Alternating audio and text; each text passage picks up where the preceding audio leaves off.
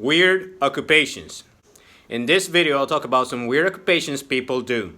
If you want to find and nurture your ideal vocation, occupation, or hobby, subscribe to this channel and hit the notification bell so you know whenever a new video comes out. Also, if you like this video, remember to hit the like button below. Want to hear some weird stuff? By the end of this video, I'll promise you'll be weirded out or you will just be plain intrigued. So, what are weird occupations? Well, as you'll see, different cultures create different needs when it comes to demand and supply of goods and services. But also, when you have new regulations sprouting in, you also get weird industries being created to get around them. So let's start. The first one is professional mourner.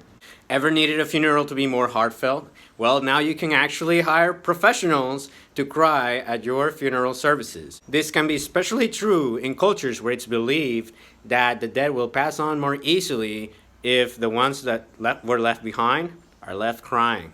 So now you know, if you have the crocodile tears and you can cry at will, and you like to meet strangers who are going through the worst times in their lives, this might be it for you. This takes us to number 2, paper towel tester. You need to test a paper towel's color, odor, and texture before, during, and after the act.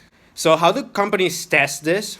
You guessed it. So if you've always been intrigued by what you do in that area of the restroom, this might be it for you. Number 3, plate blockers. I originally did not believe this was true, but this can be quite an interesting side gig. In some countries, regulations have passed in order to decrease the amount of traffic jams and all the issues with traffic, simply because they had way too many private vehicles going through the venues. So in order to entice people to use more public transportation and deal with the traffic jams, some countries have passed laws that allow only a few of the vehicles to be in the ways every so often. So for example, let's say Monday through Wednesdays, only cars with plates starting with A to M might be on the streets, for example. So this will give you an idea. If you have a car, you might not be able to use it whenever you want, simply because there's a new regulation that doesn't allow you to. So as you will expect, a whole industry has occurred in order to circumvent this. So what do? Well, you can be hired to actually go and stand behind the car owner's car plate, simply to not allow the cameras or other drivers to see that car should not be on the streets that day. Hey, I didn't say that all workarounds were sophisticated or smart, did I? The good thing is you will surely get a workout. Number 4, worm gatherers. You just knew I had to stick some gross stuff in here now, did you? Some fishing and other kinds of shops need live worms in order to conduct their business. So if you can hunt and find, or maybe even farm some of these live things, you can literally get paid for doing so. Comment below if you know some other weird occupations that we haven't mentioned yet. Number 5 is a favorite of mine. Train pushers. This is a fun one. Did you know that some people in some of the major cities in Japan actually get paid to push people into the train cars? You're basically one of the train aides or train assistants, but you get the extra license, and in fact, it's expected of you to help people get to work early. So in order to do that, you have all the license in the world to push the living hell out of anyone who can barely fit the damn wagon. So if you like pushing kids in the playground, this occupation might be perfect for you. A bully's dream.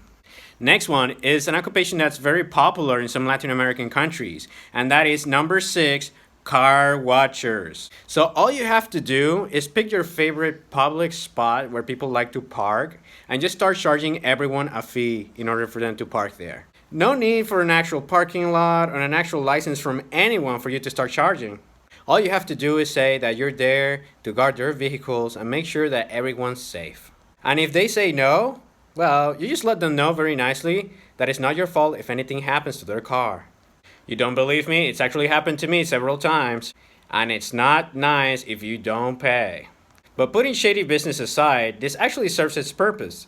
It's more of a supply and demand issue, because oftentimes you will not be allowed to park if you don't pay the fee to the one person who's there watching the cars. And if there are enough people working around that area and they tend to park just in the street store nearby, then basically lots of them will be more than willing to pay a fee in order to make sure that someone's watching their cars. And oftentimes they do just watch the cars. So what happens there is that the ones that are willing to pay get to stay there. It's a supply and demand issue. And if you're watching this and you don't know what else to do, just go out there, find a spot that someone else does not already have, and do this. Of course, this is not professional advice. This particular video is just for entertainment purposes. And if you get kicked out or put in jail by the authorities, it's your fault. Number 7, professional apologizer. Are you the type of person who apologizes just for existing? The type of person who says, I'm sorry, even though it was the other person's fault? Then you're gonna love this. Professional apologizers go and apologize on behalf of other people. You can potentially do this as a virtual assistant as well, so it doesn't necessarily mean you have to physically be located where the people want to apologize. But definitely being in a higher income sector might help you raise your prices. Number 8, in-line bystanders. Did you know that businesses that have people in line, people waiting in line to get their products or services, tend to be more attractive to prospective buyers? That's why some business owners go as far as paying professional people to stand in line waiting to purchase their services. Now, as a consumer, you might think, oh my God, like another like fake thing that business owners do. Well, you haven't seen shit yet. But if you're the kind of person who just likes to wait and collect a paycheck, it doesn't get more literal than this. Number 9, deodorant testers. This is another type of testers, and this is a bit weird too because you actually have to try and see whether the deodorant is working before and after it's being applied, which means you'll have to get used to smelling some armpits. If this doesn't faze you and you like a sense of adventure, go forward. Number 10, and perhaps the weirdest occupation we've mentioned so far, is chicken gender identifier or chicken sexer. Basically what you do all day is check chickens, just chicks when they're pretty young, and just try and identify which gender they are.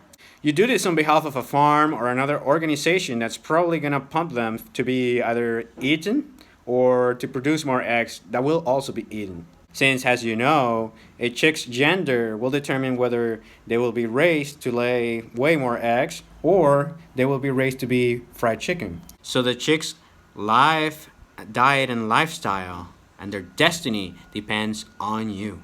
Alright, so now you know some weird occupations out there and what they entail. If you like this video, remember to hit the like button below and subscribe to the channel. Hit the notification bell and share it with your friends. Also, remember to comment below if you'd like me to go over anything in depth or you have any other weird ideas that you'd like us to consider.